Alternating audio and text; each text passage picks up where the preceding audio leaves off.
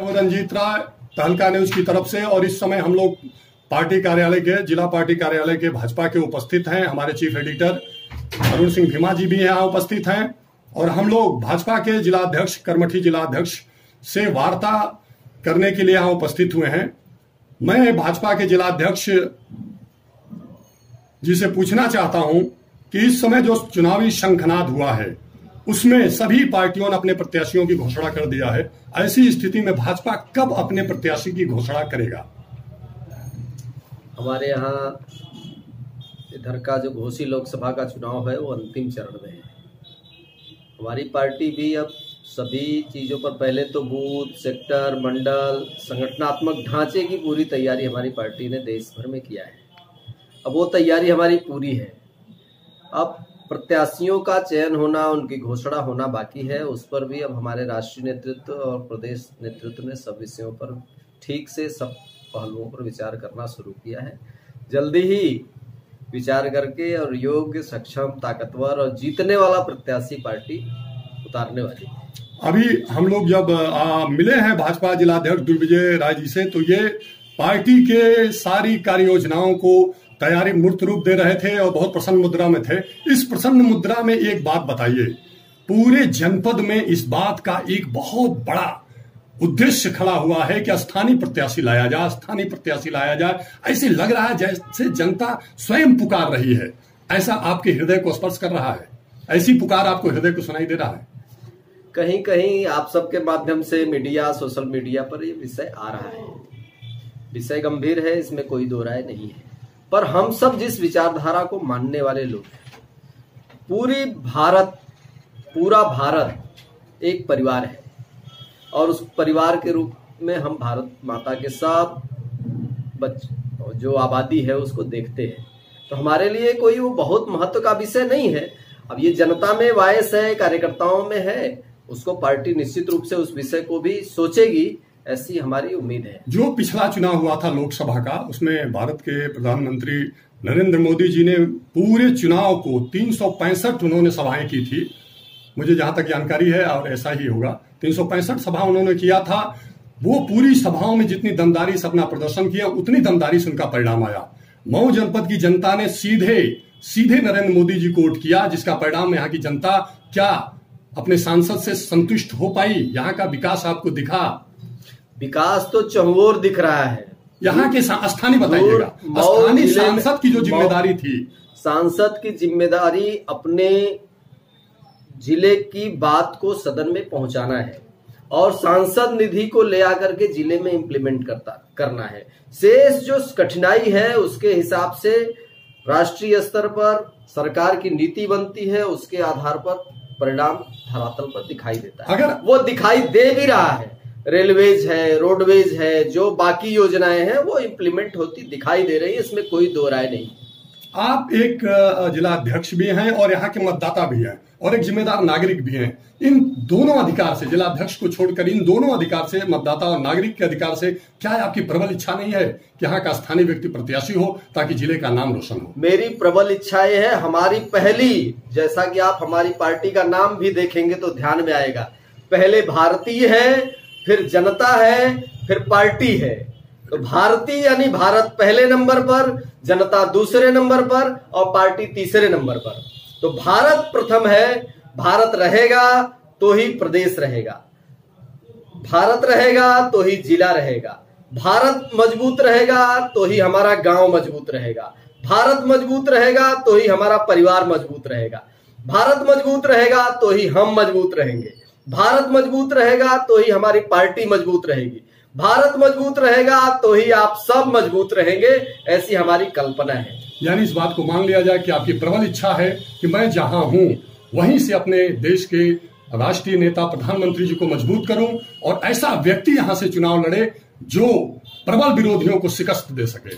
ऐसा व्यक्ति इस देश का चुनाव लड़ रहा है जो दुनिया भर को शिकस्त दे रहा है, जो भी भारत के खिलाफ आवाज उठाने की कोशिश कर रहा है, उसको शिकस्त देने की कोशिश कर रहा है। जो भी हमारा प्रत्याशी आएगा कमल का फूल लेकर के, वो मोदी जी के प्रतिनिधि के नाते, भारतीय जनता पार्टी के प्रतिनिधि के नाते आएगा। हम एक कमल का फूल संसद में जिता के देने वाले हैं, चाहे प्रत्याशी कोई भी हो। यह संकल्प भारतीय जनता पार्टी के सब कार्यकर्ताओं ने कर लिया है और उसकी पूरी तैयारी कर लिया है, उसके लिए कमर कस लिया है। चाहे जो भी परिस्थिति होगी, हम सब विपक्षियों को महामिलावट को शिकस्त दे करके और मोदी जी के लिए एक कमल का फूल घोसी लोकसभा से देने वाले हैं, प्रत्याशी चाहे जो भी हो। ये सच आप स्वीकार करने के लिए तैयार हैं कि मऊ जनपद का चुनाव, घोसी लोकसभा का चुनाव हमेशा से स्थानीय हुआ है।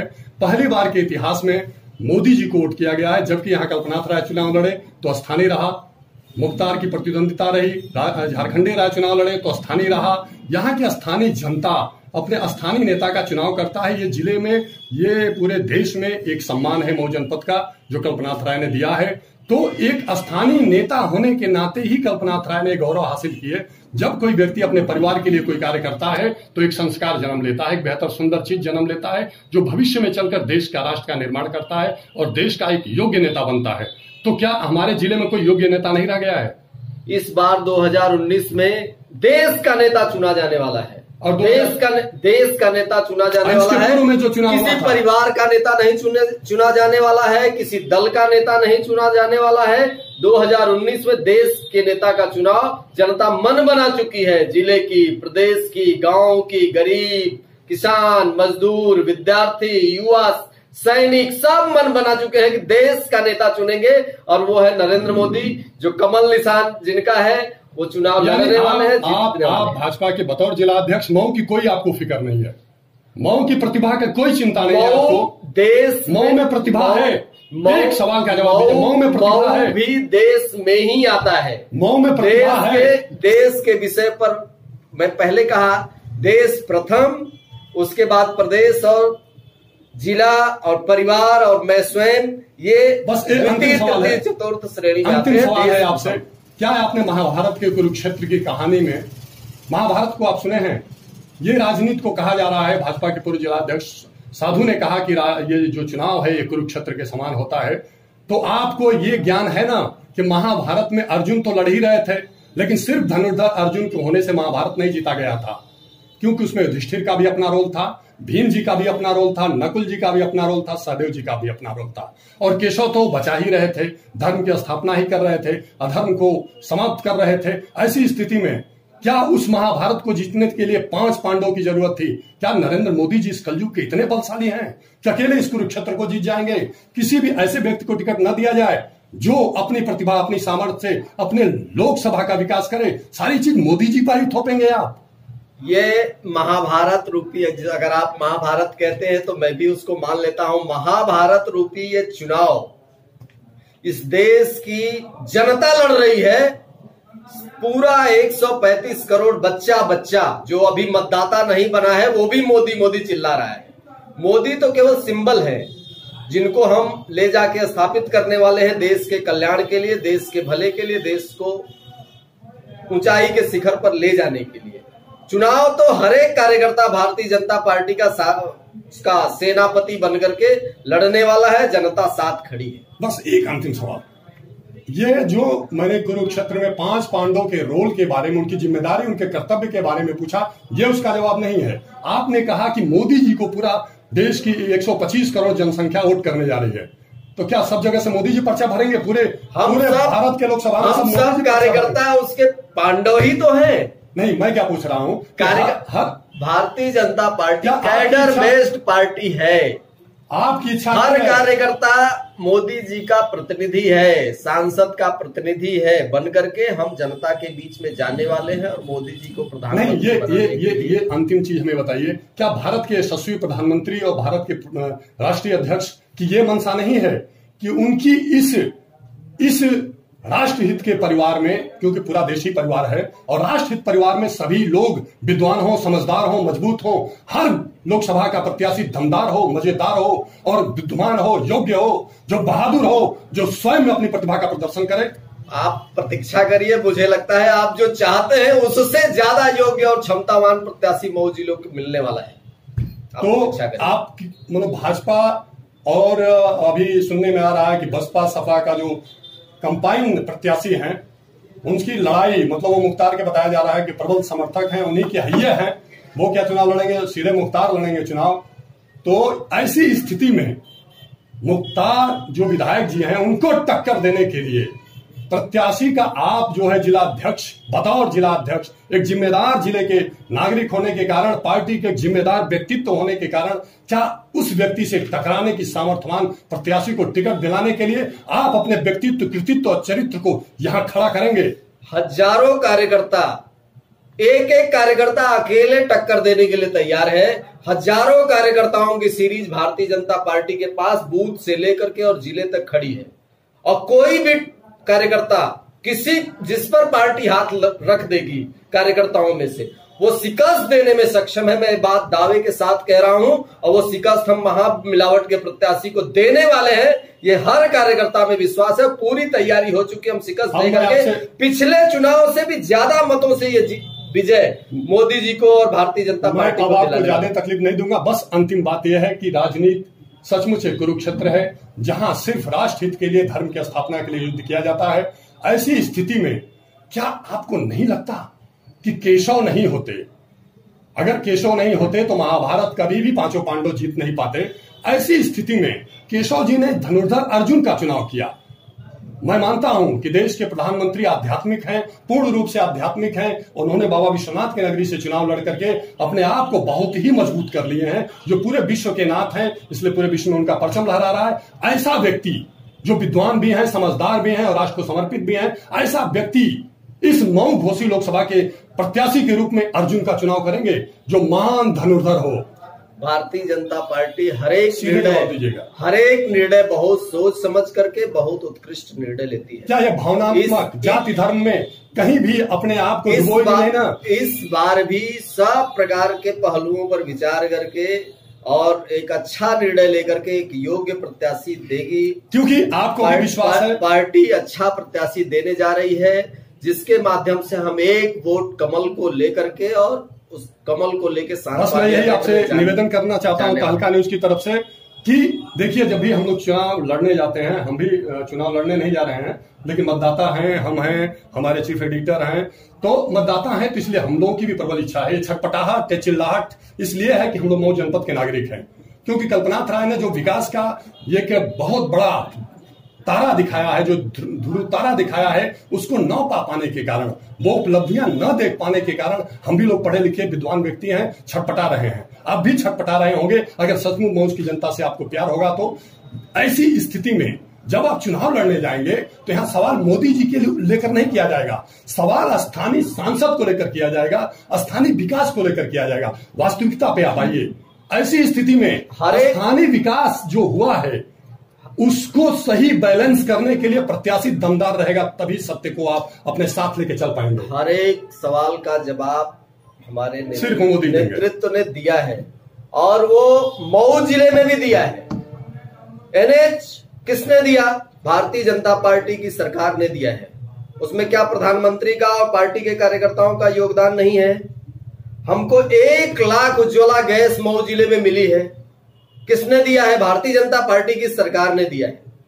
आवास के बड़ी सीरीज, हजारों की संख्या में आवास मिले हैं, किसको मिला है? वो क्या विकास का अंग नहीं है? किसी गरीब परिवार का विकास नहीं हुआ है? आप बताओ। हमारे आयुष्मान योजना का कार्ड इस जिले में 10,000 दिए हैं, किसको दिया है? मऊ जिले के लोगों को ही दिया है।